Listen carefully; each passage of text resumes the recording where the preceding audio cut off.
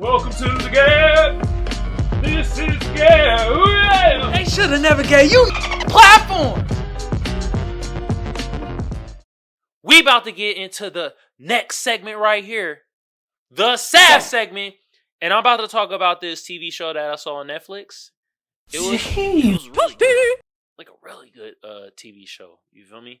It was called 1899, and essentially, before I tell y'all the plot, you feel me? Let me give y'all some stats. Since I'm a stat teacher, IMDb gave it a 7.9, and Rotten Tomatoes gave it an 80%. The people gave it a 91%. Frick y'all. You know why? Because I agree. I agree with all this scoring. It is like an 80, 90%. You know what I mean? It's pretty good. Little long. And this what I felt. Why a doc is knocked from the pointing system. They were intertwining a lot of stories, which confused me at one point of the series. And then I got back on track like a couple episodes later on. I was like, okay, now I get it. Okay. A little confusing midpoint. Midpoint of the series got a little confusing, and it was like, but other than that, the effects were awesome. The directing was awesome. The direction of this was freaking awesome. Who directed it? Byron Bo Adar? Great directing. Color palette, great. The mooding was great. The storyline was led into certain things. Great. Magnificent. Loved it. Yeah, this was pretty fire, man. Some of the cast, I didn't know any people on this cast. Actually, the only person I think I've seen him in another show, I can't think of the name of the show, was the character played by Lucas Longard Tanasin. He played Crester. And I think I've seen him in something else, but the other cast member was Andreas Pitchesman. He played Eek Larson. Then you had Mathilde Oliver. She played Clements. There's other people on here I didn't really know. Their names is kind of unique too on here. So essentially, like I said, this was a mystery. This was like a sci-fi mystery, and I'm gonna explain the plot because the plot of the TV series is actually very short, and it's like a lot of detail into this, which made the series so long. But the plot itself was essentially they were stuck in a simulation. That's all it was. They were stuck in a simulation. The main chick, which was played, like I said, by Mathilde Oliver Clements, she was basically a doctor. And how the simulation worked, they were in, I guess, 1899, and it was ships and stuff like that. They were on one ship. They got past, and the one captain found coordinates of the ship called the Prometheus, and the Prometheus went missing like 4 months ago, and he saw the coordinates, and so then the captain was like, "Oh, we're about to go back," because they were going from England to America. You feel me? Which, I mean, it was kind of funny how they had a black dude in there, and he wasn't a slave, okay? But I mean, kind of try to have his origin story. He was shackled and slave. You know what I mean? I'm like, all right, but he was actually a French captain or whatever, and some other dude stole his stuff. Some other white man stole his goddamn identity when getting on the ship. But I digress. The captain went back and wanted to find Prometheus because it was showing that his family was on there or something like that. But his family died months prior to like a fire or something like that. And it was like, okay. So the doctor, the thing with her is like she wanted to go back to the Prometheus because she was trying to find her brother. And I think this was really tight because the final scene was like it really had you in like a loop, it mind you, and it was like, what? God damn! Wow! So this was the twist. This was the plot twist. But I'm gonna save it to the end. So she wanted to try to find her brother, and then essentially, this is a it's a German fiction show. So like, it wasn't even American based. So that's why probably like the direction of certain things and how they really portrayed things. It was very artsy. It was very dramatic. You feel me? So essentially, the captain went against everybody's wishes. Everybody on that boat, from the poor people which lived on the lower decks of the thing and were the ones shoveling the coal so the ship can run, to the upper deck of people, the upper echelons, the so-called privileged people or whatever. They all wanted to go to America. They were like, forget this boat. We don't heard things about this boat. It is not good. It's shadow people there, death, and all types of stuff. Let's just leave the boat alone. And the captain just could not do it. So he went against everybody's wishes. And in my head, I'm like, they're going to revolt. Like, you and like 3 other people want to go find this Prometheus thing because of y'all backstories. And so what happened? Yeah, they revolted. People started revolting against each other. People started fighting each other. And it wasn't just the poor fighting the rich. It was everybody got intermingled. It was like this person became an enemy of this person. And you start seeing people backstories and their past and how they come about getting onto the boat. And the main thing they didn't show you was, how did they board the boat? Do they remember boarding the boat at all? So then it will start becoming glitches in the system. You know what I mean? And it was like a little boy, and basically the doctor, she bumps into her husband. Her husband, actually, when they get to the Prometheus, when there's an abandoned boat, he climbs onto the other boat. And he knows about the stuff, and he's like, yo, trying to get his wife to remember, like, yo, remember, this is a simulation. And what they tell you is that her father is the one orchestrating the simulation. I put in parentheses, orchestrating. Because at the end of the day, you find out he wasn't. He was a simulation of a simulation. You feel me? So then, essentially, we're going to cut some of the fat because I'm telling you a lot of detail or whatever. People start going to war. They start fighting each other. And there's a lot of biblical things on this too. They had one episode called The Calling. And what it was like how, in Wakanda Forever 2.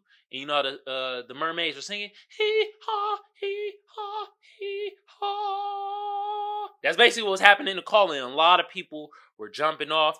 One chick, her mother ended up murking herself by jumping off the bridge and stuff like that. And then another thing that happened was like this black plague stuff started happening, and one of the chicks that was a madam, she touched it, and like her hands, she turned into a black woman, and she was scared for her life. Yeah, she was like, I don't want to be a Negro. Jesus Christ. She didn't say that, but that was their sentiment, bro. They were like, no, I can't be black. Oh, hell no.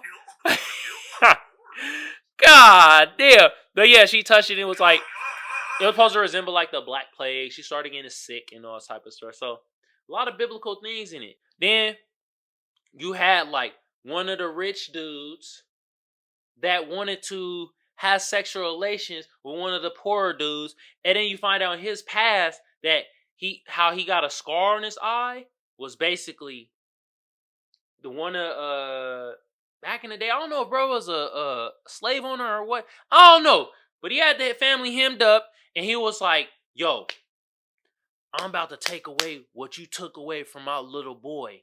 So essentially, they said that dude that had the scar ended up having sexual relations with his son. And he popped his ass, shot him. And he ended up having the R word with his sister while the freaking father and mother had to watch hogtie. And then the sister ended up killing that dude. So that was their whole backstory. But then that's why they didn't like the rich people. Because, like, dude was rich and he did all that demonic stuff. So then, essentially, though, one of the other rich dudes that his brother, I think it was half brother, was a priest. Or was his, I don't know, he called him brother. It was freaky stuff happened. So he liked the one dude with the scar and tried to have relations with him and stuff. And then the brother, who was a priest, got jealous. But then they had a scene where the two brothers start humping. Yeah. Yeah, man. And then, like, it had the whole, like, biblical aspect is like, how can you be homosexual but be a man of the cloth? That thing was, it had a lot of deep meaning stuff. And then even when I said with the black dude, where the black dude was a French captain, but then he got what you call it, like, he ended up knocked out somehow. He ended up in a cell, and the white dude stole his garments and stole his French garments and stuff like that. And they ended up marrying a chick that was in royalty, but this chick had more of a connection with the black dude because the black dude is essentially royalty, while the other dude, he was a poor servant, but he did this so he could get to America because he's dying from a disease, a brain thing in his head. See, like, that's crazy, bro. I'm telling you, man. Crazy storyline. There's a lot of detail in this series. A lot of, like, things where it makes you think. It's like, oh. But I'm gonna fast forward. Y'all can see the rest of it and see more in detail for your damn selves. I'm about to just fast forward it. They start figuring out that it was a simulation because she start having the doctor start having, like, her memories start coming back, and like, it was a certain room that she saw, and she was like, oh, a memory came back, and, like, she started remembering the dude being her husband and the little kid being the son. They thought, like, these two were, like, demonic and was, like, killing people because people start dying on the damn boat. But like I keep saying, it's a simulation, and this dude knows it. So are they dying? Or is he waking him up from the simulation? Who knows? But what happened is, I started figuring it out, and what he did was he ended up hacking the goddamn mainframe of the system. And the whole time you're thinking, like, oh, it's her dad, and the dad has the damn TVs and stuff like that. But you would make me question everything. I'm like, how does bro have all this technology and it's supposed to be $18.99? Something ain't right. Something ain't right. Yeah. And so, one of the later episodes, you see that they encounter the dad, and the dad shows her that, like, yeah, you're actually like a scientist with your husband, but you're experimenting on your kid. Yeah. Which they were. And then, the whole time, I'm like, I never forgot, I'm like, where is her brother? She not found everybody else in her family member but her brother. And that's the main person she remembered. And that's the main person she been trying to find. Is her brother. The whole time, like, brother ain't on the Prometheus. Her brother ain't nowhere to be found. Like, so then, last episode, cracked the simulation. And the whole time they had a thing, it was a woman saying, wake up. Wake up. And it was like, damn, they gotta be in a simulation. And they all don't really know it. And at the very end, it's like the husband and her, they cracked the code. They got her to wake up. She wakes up from the simulation. Guess what? Her brother is running a simulation. So her brother was running a simulation of her dad being the one that they thought was a simulation. He was the one hiding in the shadows. And when she woke up, they were on a ship. And everybody that was in the simulation is all there asleep. And she wakes up and it's $20.99. And her brother's like, what up? Glad you woke up. Now we can start doing what we supposed to really do. The end. That's it. Yeah, man. That was crazy. That was a crazy plot twist. That threw me on like, oh, dang. The brother the whole time was running a simulation on everybody. And used the father, which would be his dad, as a puppet. And the simulator was running 1899. Now, why was he running a simulation? I don't know. Maybe they're going to make a number 2. Maybe going to do 2099 and tell why. Because they're in outer space at this point. It had the whole thing. It was like, oh, from the sea to outer space. And it's like, I see what you did there. Mm-hmm. Yeah, man. I found this to be a kind of thrilling ass series. Like I said, the only thing that downfall is this is like in the middle is it get kind of confusing because there's so many storylines and they're interweaving stuff. So you'd be like, so you gotta really pay attention. But other than that, the theme, how the storyline went, the plot twist, the narration, even the characters, how they're acting, the character build up or whatever, the color palette, incredible. It was a really good show. You feel me? You know, I don't tell y'all if y'all should watch it or not, whatever. I'm just giving you my spiel, okay? Once again, that was $18.99 on Netflix.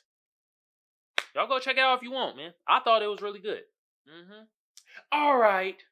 Enough of that.